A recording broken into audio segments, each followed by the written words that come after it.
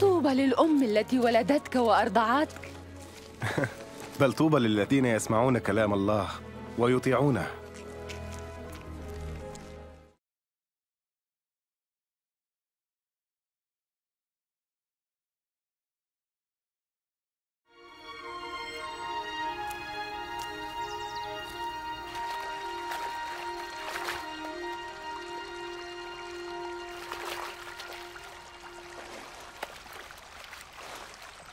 علمنا كيف نصلي كما علم يوحنا تلاميذه.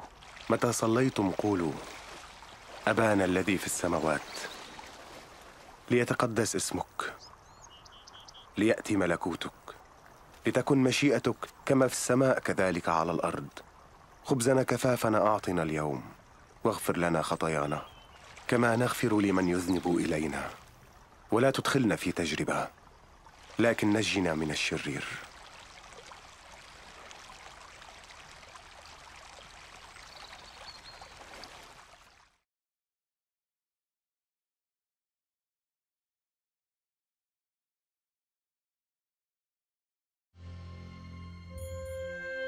في الكتاب المقدس يعلن الله أن المسيح سيأتي ليكون مخلص هذا العالم، وحياة يسوع تقدم لنا الدلائل على أنه كان حقا من تحدث عنه الأنبياء، فإشعياء تنبأ بأن العذراء ستحبل وستلد ابنا، وبعد قرون كانت ولادة يسوع تحقيقا لهذه النبوة. أعلن الكتاب المقدس أيضاً أن القدوس المولود من العذراء سيدعى ابن الله، وهكذا كان يسوع ابناً لله، ليس من منظور جسدي طبيعي بل من ناحية روحية. ونحن نرى هذا واضحاً في الكيفية التي عاش بها يسوع حياته، إذ شفى المرضى وغفر خطاياهم وردهم إلى الله، واعداً إياهم بنصيب في ملكوت السماوات، ثم قدم نفسه ذبيحة للتكفير عن خطاياهم، وقام ثانية قاهرا الموت. قال يسوع عن حياته: ليس أحد يأخذها مني، بل أنا أضعها من ذاتي.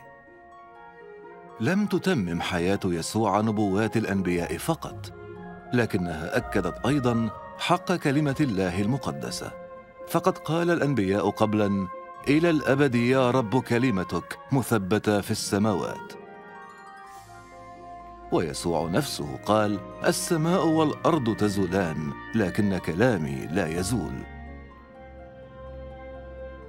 جاء يسوع ليمنحنا ملء الحياة، لكن الإنسان عصى الله في جنة عدن، مختارا أن يحيا كما يريد، وبهذا انفصل الإنسان عن خالقه. يعلن لنا الكتاب المقدس أننا جميعاً أخطأنا، ويعلن أن عقاب الخطية هو الموت، أي موتاً روحياً بابتعاد أبدي عن الله. لكن كما قدم الله لإبراهيم ذبيحة كبش عوضاً عن ابنه، هكذا أرسل الله يسوع المسيح ليموت بدلاً عنا. وهكذا أصلحت حياة يسوع وموته وقيامته العلاقة بين الله ومن يؤمنون به. وأولئك من يتبعون يسوع لا ينالون فقط غفران الخطايا، لكنهم قد نجوا أيضاً من دينونة الله الأبدية، ضامنين لهم مكاناً في الفردوس مع الله إلى الأبد. يقدم لك يسوع اليوم حياة جديدة وخلاصاً من سلطان الخطية، وهذا لا يعني اتباع دين جديد، لكنه إيمان بعمل يسوع الذي قال: ها أنا واقف على الباب وأقرع، إن سمع أحد صوتي وفتح الباب أدخل إليه. وهذا يعني أيضاً اللجوء إلى الله، واثقاً أن يسوع سيدخل حياتك غافراً خطاياك ومغيراً إياك إلى الإنسان الذي يريده. ولا يكفيك أن توافق فقط على ما تسمع الآن أو أن تختبر شعوراً عاطفياً، فنحن نقبل نعمة يسوع بالإيمان تعبيراً عن إرادتنا هذه. وحين تكون على استعداد لاتباع يسوع المسيح، فيمكنك عندها أن تخاطبه شخصياً من خلال صلاة بسيطة. قد ترغب الآن بأن تسلم حياتك لله. إن رغبت بهذا، فيمكنك أن تصلي هذه الصلاة بصمت في قلبك. أيها الرب يسوع، أنا أحتاج إليك. أشكرك لأنك مت على الصليب لأجل خطاياي. أعترف الآن بخطاياي وأتوب عنها. أنا أفتح الآن باب قلبي وأقبلك مخلصاً ورباً.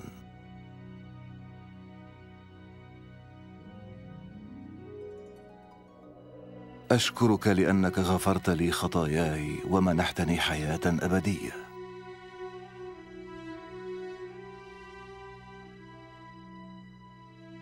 اجعلني ذلك الإنسان الذي تريدني أن أكونه،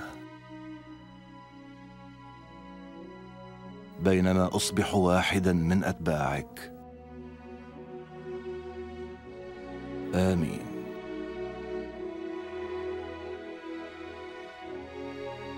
قال يسوع عمن يؤمنون به: خرافي تسمع صوتي وأنا أعرفها فتتبعني. لتختبر حياة البركة التي وعدك بها يسوع، عليك أن تتحدث إليه في كل يوم بالصلاة وأن تقرأ كلمته. أخبر عما صنعه في حياتك، والتقي بآخرين ممن أحبوه وتبعوه، وتذكر وعده الرائع: دفع إلي كل سلطان في السماء وعلى الأرض، وها أنا معكم كل الأيام إلى انقضاء الدهر.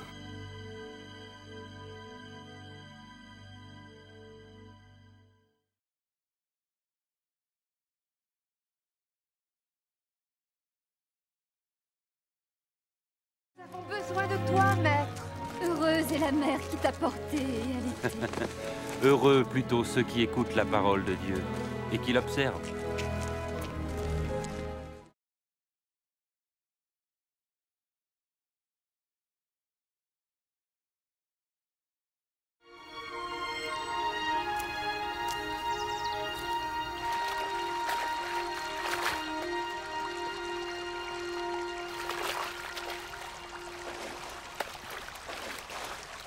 Apprends-nous à prier, comme Jean l'a appris à ses disciples. Quand vous priez, dites: Notre Père qui es aux cieux, que ton nom soit sanctifié, que ton règne vienne, que ta volonté soit faite sur la terre comme au ciel. Donne-nous chaque jour notre pain quotidien. Pardonne-nous nos offenses, comme nous pardonnons aussi à ceux qui nous ont offensés. Protège-nous contre la tentation et délivre-nous du mal.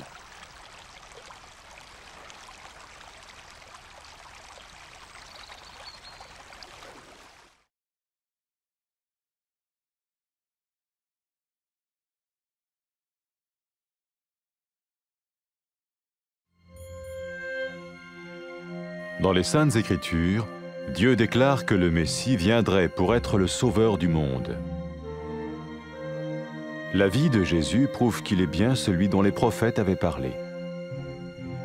Ésaïe a prophétisé que la Vierge deviendrait enceinte et qu'elle enfanterait un fils. Des siècles plus tard, la naissance de Jésus accomplissait cette prophétie.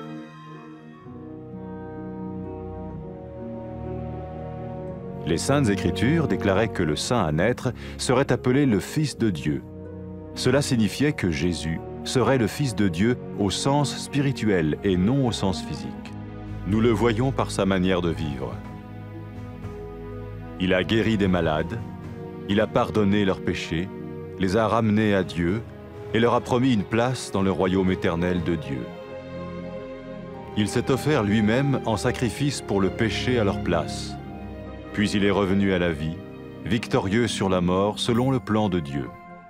Jésus a dit: « Personne ne me prend la vie, mais je la donne de ma propre volonté. » La vie de Jésus n'a pas seulement accompli les écrits des prophètes, mais elle a aussi confirmé la vérité de la sainte parole de Dieu. Les prophètes avaient écrit: « Ta parole, ô mon Dieu, est parfaite, elle dure à toujours. » Jésus lui-même a dit: « Le ciel et la terre disparaîtront, tandis que mes paroles ne disparaîtront jamais. » Jésus est venu pour nous donner la vie dans toute sa plénitude. Mais quand l'homme a désobéi à Dieu dans le jardin d'Éden, Il a choisi sa propre voie et ses actions l'ont séparé du Créateur.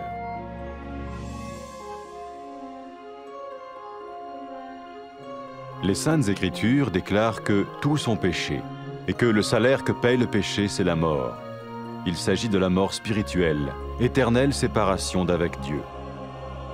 Mais tout comme Dieu a donné un bélier pour qu'il meure à la place du fils d'Abraham, ainsi il a envoyé Jésus, le Messie, mourir à notre place. Sa vie, sa mort et sa résurrection restaurent la relation entre Dieu et tous ceux qui mettent leur confiance en lui. Maintenant, non seulement Jésus pardonne les péchés de ceux qui le suivent, mais il les sauve aussi du jugement éternel de Dieu. Ils sont sûrs d'aller au paradis et de vivre avec lui pour toujours. C'est cette vie et cette liberté de la culpabilité et du pouvoir du péché que Jésus offre à chacun aujourd'hui. Cela ne veut pas dire suivre une religion, mais choisir d'avoir foi en Jésus qui dit « Je me tiens à la porte et je frappe. Si quelqu'un entend ma voix et ouvre la porte, j'entrerai chez lui. » Cela veut dire se tourner vers Dieu et croire que Jésus vient dans nos vies pardonner nos péchés et nous rendre tels qu'il veut que nous soyons. Il ne suffit pas d'approuver intellectuellement ce qu'il dit, ni de vivre une expérience émotionnelle.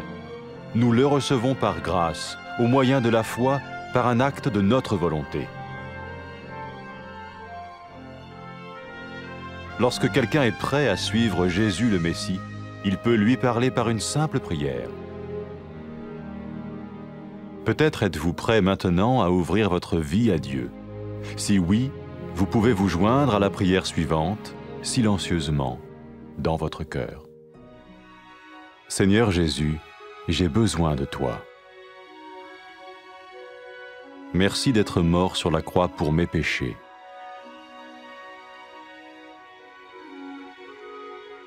Je confesse mes péchés et je m'en repens.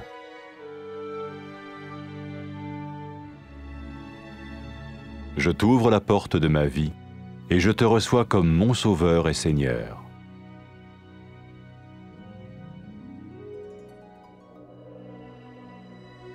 Merci de me pardonner mes péchés et de me donner la vie éternelle.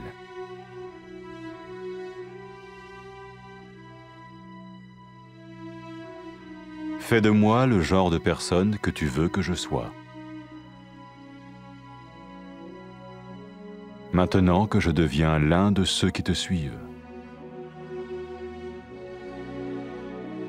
Amen.